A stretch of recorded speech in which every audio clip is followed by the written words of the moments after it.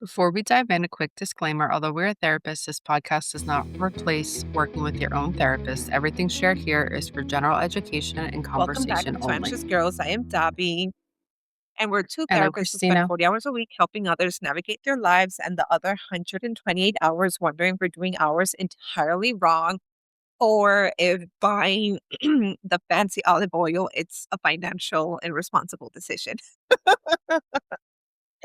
Which it never is, I don't think. No, olive oil is good for us. How are Yeah, you? that's a good. I'm doing well today. I am doing okay, I'm hanging in doing there. How well, are you? thank you. Thank you for asking. Today we are talking about a topic that it's beyond as anxiety provoking for me. How is it for you? Beyond. It's what I think about 24 hours in the day, even when I'm sleeping. Yes. And that's what we're speaking about today. We're talking about money anxiety. And are we going to take it as far as scarcity mindset? Which I feel that, well, I can only speak for myself. I feel that as a child of immigrants, it's like it's instilled in you. Yeah, makes Yeah. sense. So, with that, Yeah. how often do you check into your account? Like, Every day, and my husband makes fun of me, but it's almost like part of my routine of, like, what I I check on hear my you. phone. So, when you think about money itself, what's the very first feeling that you Mhm. experience? Is it relief? Is it stress? Is it guilt? Is it fear? Is it excitement? Or all of the above? I'm gonna say all of the above. It depends on the day. Again, like, my husband would kill me for saying I'm anything outside of excited and happy and content, because he's all about Yeah. mindset and whatever. But, yeah, of course, there's the days that I feel stress and fear and having a baby and buying all these things. Of course, those feelings come in. Yeah, I agree with What about for you? me, it's the same excitement. I haven't experienced that yet. Okay, no, wait. I have. I have when I surprise myself, and obviously, all of my savings need to be on automations. So whenever an emergency occurs and I need to go into my savings, especially last time, I was surprised by how much I had, and I was Mhm, like, "Wow." And then today, prior to this topic, I mhm. was looking at another account, and I'm like, "Well, obviously, it's not a lot," but I was like, "Dobby, you should be so proud of yourself. Like, a year ago, you were at 0, and now you are putting into this account, and look." So, yeah, Yeah, it's all of the above as well. Very stressful, sometimes happy. I try to look at it with yeah, excitement, but it's on my forefront at all times. Like, what are we doing, and how can we improve, yeah, and how can we be less anxious about yeah, money? yes. Which brings us, I feel like that was a good segue to the spiraling. Yeah. So, picturing, let's say you buy yourself something you've wanted for months. I'm thinking, I don't know what that could be. I don't know. I'm not into, like, designer bags, but let's just say, like, I a went big for designer bag. And then you get home and so it's like, I said I went what's for a that? car. Like, you're my Oh, yeah, or you buy a car. Yeah, that would I don't yeah, something big. I'm trying to think what that would be for, like, for me, but I don't know. And instead of enjoying it, your brain starts calculating, "I probably shouldn't have done this. How am I gonna come back from this? What if I, didn't spend the money?" All that stuff. So I think that's a common spiral when we do treat ourselves, probably deserved it, but that's a lot of anxiety that comes along with it. Absolutely. Something else that comes to mind is, for example, the quite opposite. Maybe you just had a very stressful week at work and you just order something online because you want a quick dopamine boost. And for a moment, you feel better. And then once the package arrives, so does the guilt. And for me, during COVID, 2020 was rough, the year 2020. And that's when I made the most Mhm. irresponsible financial decisions because for many different reasons. One of them was violent. But anyhow, I'm glad that we're 6 years away Mhm. from that and it's in the past. So anyhow, I do agree, and I at least it's my opinion that anxiety has quite a fascinating relationship with money. Like sometimes it says, Save everything. Be cardboard Dobby, which I do want to become cardboard Dobby. I think that it would be good for me. Anyhow, but other times it does whisper, spend the money Mhm, now because tomorrow's not guaranteed. Like have your vacation now because tomorrow you don't know. So that's where I would say scarcity mindset comes yeah, into mind. Scarcity mindset, it's not just about having limited resources, mhm, it's about feeling that it will never be enough. Like we will never have enough money, or we don't have enough security, enough savings, enough opportunity, enough time. And that's a big one that my husband is always mentioning. Like, oh, we're running out of time. mhm, And then when we're always thinking that way, our brain operates from scarcity. And often we become hyper vigilant. We're constantly scanning for financial threats, constantly looking at our accounts, our credit cards, expected losses, and mhm, unexpected bills is what I meant. In medical emergencies, medical bills, especially for most of us, the first year when all of our insurances reset, we're like, okay, tons of medical bills the first couple of months. mhm. But yeah. Yeah, and also the most of us there's also, I think, a generational part of it, like, kind of what you were saying about your parents, right?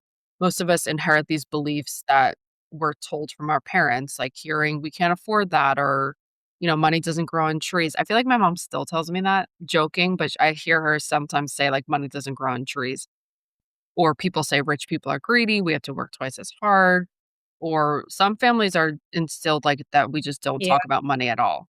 And those messages tend to shape us. And sometimes without even realizing it as adults, we're often responding to those beliefs that we didn't necessarily consciously choose. They were kind of just instilled in us.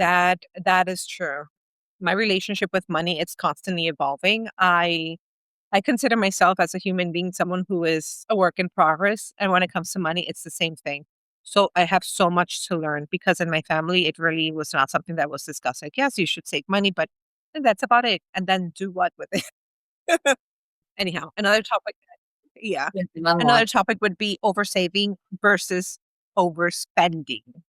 So something that we see often in society is that Mhm, people can pull towards extremes. One is you save every money, every single penny, every single dollar. You become cardboard Dobby and do not enjoy the good mhm, things in life.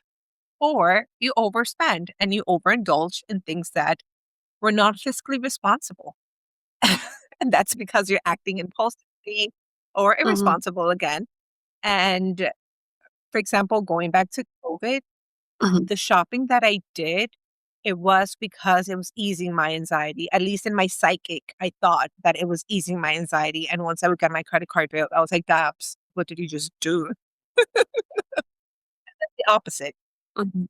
Yeah, Over me and too. saving every dollar, and if you wanted or really Yeah. needed something, not allowing yourself to to have that treat because you're thinking about tomorrow or you're thinking about being responsible with your finances.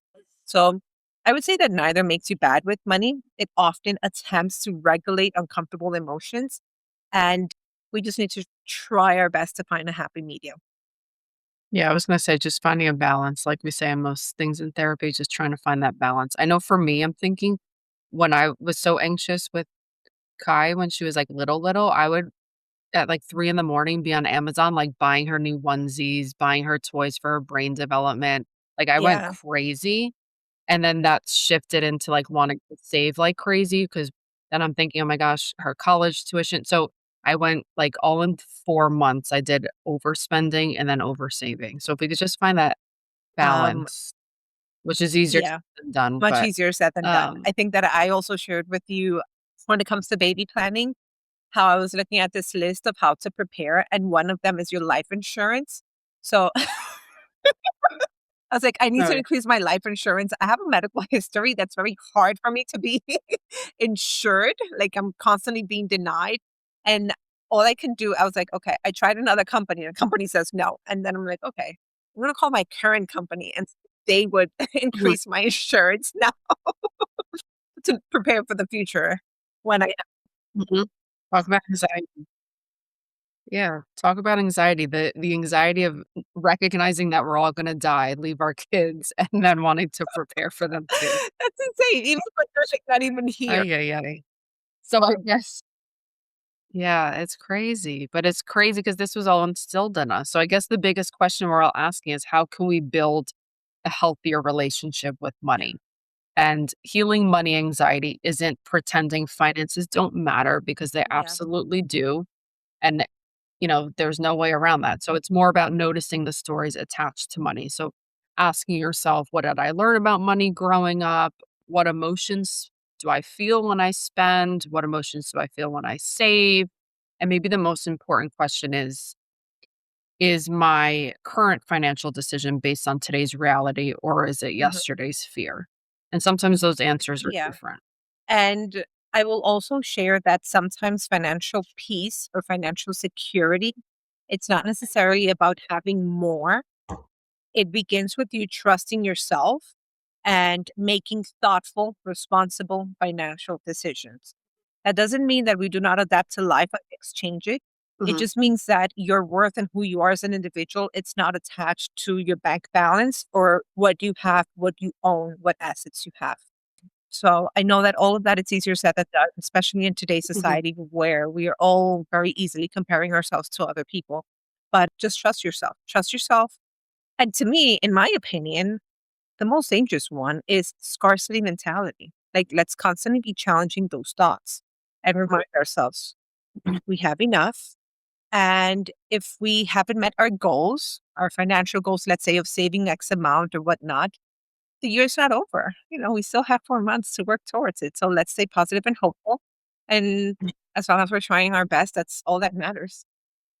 And with that, our favorite, yeah, yeah, that's all you could do. favorite segment, Mm, anxiety wins and guilty pleasures. What did you yeah. enjoy this week, madam? I think thinking about this topic, my anxiety win and guilty pleasure is one in itself. I treated myself to a coffee, specifically an $8 latte, and I didn't convince myself that that was gonna derail my, finances for the future, which I often do. And again, my husband tells me, like, "Christina, in 50 years, you're not gonna question the fact that you bought a $10 Yeah. treat or whatever." So, that was my anxiety win and my guilty pleasure all at the same time. Madam, the little things. It's And okay you? to indulge in the little things. Like the coffee, Yeah. it's not about the coffee. Yeah. No. I just Yeah, needed a a treat. treat is good. Well, anxiety wins. I've been trying my best to get back into meditating regularly. I believe that I mentioned last time how I read this brief article about the benefits of meditating and how it really helps with neuroplasticity and how just adapt in a healthier way. And even our responses when it comes to things that are anxiety provoking, we just have a better response to it. So I'm slowly getting back to it. I'm in a very anxious stage of my life, but I'm very happy, very content, and just managing that. Two things very true at the same time, two feelings, very truth at the same time that are demanding just demanding me to feel them. Yeah. Yeah, Baby baby steps. steps. Well, what was your guilt? What was your guilty pleasure? Oh, Yeah, my I've coffee. been eating a lot. Mhm. I was actually before filming this, I was looking at a new restaurant, but it's 30 minutes away, so I don't think I'm gonna drive there. But I'm just looking at new places, new restaurants. Oh, I'm not in my cooking stage right now, so I mhm. just want to order out or pick up. So that's a guilty pleasure for me. I don't Yeah. yeah. Well, I hope that maybe this weekend you can go. Is it Um, Italian? no, this one is not Italian. Actually, it was inspired by you because you mentioned chicken from the Malecón roastier chicken, and I'm like, "Oh, man, and now I need to look for some place nearby where I can find that." With yuca frita. Oh my It's okay. goodness. Oh, yes, I'm going Yum. to yeah, so My that's favorite. what I was looking at earlier. Anyhow, what's our takeaway from today, madam? Yum. So, if today's episode resonated with you, we hope that you remember that money is a resource. I was going to say is just a resource, but sometimes Yeah. just is, can cause anxiety. So, money is a resource that, yes, it's important, but it was never meant to be the measure of our worth. And if you notice yourself living in that constant financial fear that we all tend to, one way or another, live in, sometimes just pause and ask yourself, is this my present reality or is this my nervous system remembering an old story, something my parents told me, whatever that might be for you? And sometimes we're just, carrying that fear and it belongs to the experiences that we've already survived. We've moved past it and we could try just letting it go. Absolutely. And thank you all for spending this time with us. If you feel that this episode resonated with you, just please share it with a friend or someone who do you feel that may need it. And again, thank you so much for listening to Two Anxious Girls, and follow, like, subscribe anywhere you listen to your podcast. Thank you so much. We'll see you next week. Bye. I